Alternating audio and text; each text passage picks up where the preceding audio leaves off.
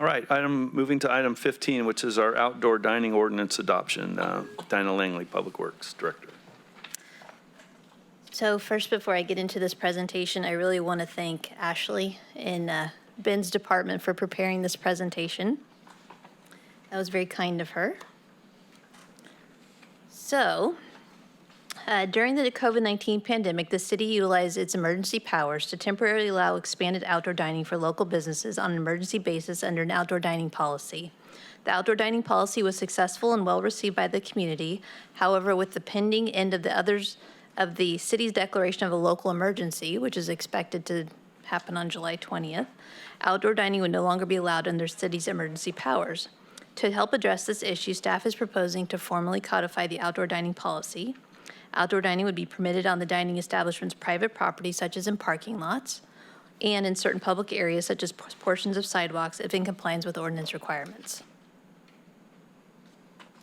So outdoor dining would be permitted subject to the following parameters: an over-the-counter application for ministerial approval and administrative permit. All of this would be done through the Development Services Department. Review would include pedestrian and vehicle access and safety. Outdoor dining space of up to 1,000 square feet. Larger spaces will require a conditional use permit and planning commission review, and the space must be located within 30 feet of the business.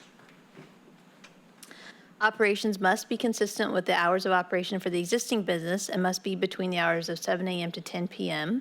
or 11 p.m. on the weekends, including Thursday, if 400 feet or more from a residential district.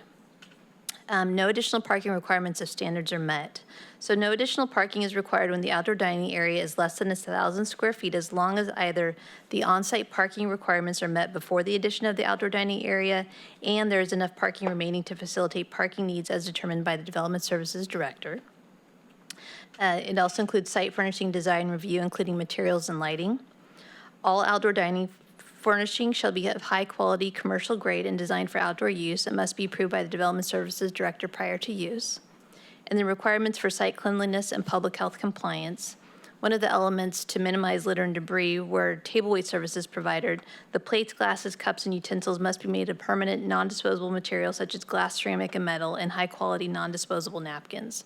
So there are things in here to try to address the consistency, quality, and then also the cleanliness of the outdoor dining area. Semi-permanent structures, facilities, fixtures, or buildings may be allowed in a portion of the public right-of-way. Upon approval, permanent structures only allowed through separate review via applicable building codes. Obligations to repair and maintain use of public right-of-way and to provide protection for city interests and immediate access for public utility and related uses. So we can basically go and talk to the business and tell them that we need to access the public right-of-way. Also, compliance with all applicable federal, state, and local laws, including the building, fire, and electrical codes, ADA regulations, California Department of Alcoholic Beverage Control regulations, regulations governing the sale and services of food and beverages to the public, and nuisance and threat to public health and safety. And there's mechanisms within the ordinance to ensure compliance, including suspension, termination, and revocation proceedings. City staff is currently coordinating with the Yuba City Chamber of Commerce and Downtown Business Association, as well as utilizing city resources related to business licenses and social media accounts to coordinate the implementation of the proposed ordinance. And so the recommendation is to conduct a public hearing and then introduce by title only an ordinance to update the Yuba City Municipal Code to allow for continued use of outdoor dining and waive the first reading. Okay, questions for Ms. Langley? Through the mayor. Yes. Ms. Langley, those businesses that have expanded during the state of emergency, do they have to reapply or are they grandfathered in? What is their process if they're already utilizing this? They'll need to reapply. And so one of the things that Ben's department is proposing to do is send a letter to the businesses letting them know of the new processes and anticipated implementation dates, put the notice on social media, and then also, like I said, coordinate with the chamber and DBA to have them send info to their contact groups as well. So they'll be making contact with those businesses and then also other businesses to let them know that this is available to them. Okay, thank you. Any other questions from the council? Comments from the public? No public comment. All right. Public hearing for the outdoor dining ordinance is now open. If there are any members of the public who would like to address the council on this issue, please provide your statement via public comment. State your name and address for the record. Do we have any comments from the public on this item? No public comment. All right.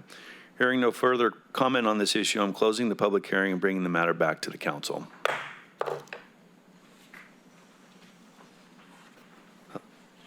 I move to introduce the title-only ordinance to update the Yuba City Municipal Code to allow for the continued use of outdoor dining by adding Article 49, Chapter 5 of the Title 8, amending Section 8-5.6102 of the Article 61 of the Chapter 5 of the Title 8 in the Yuba City Municipal Code, and waive the first reading. Second. All right, I have a motion by Councilperson Espandola, second by Vice Mayor Shaw. All those in favor signify by saying aye. Aye. Any opposed? Hearing none, it passes unanimously.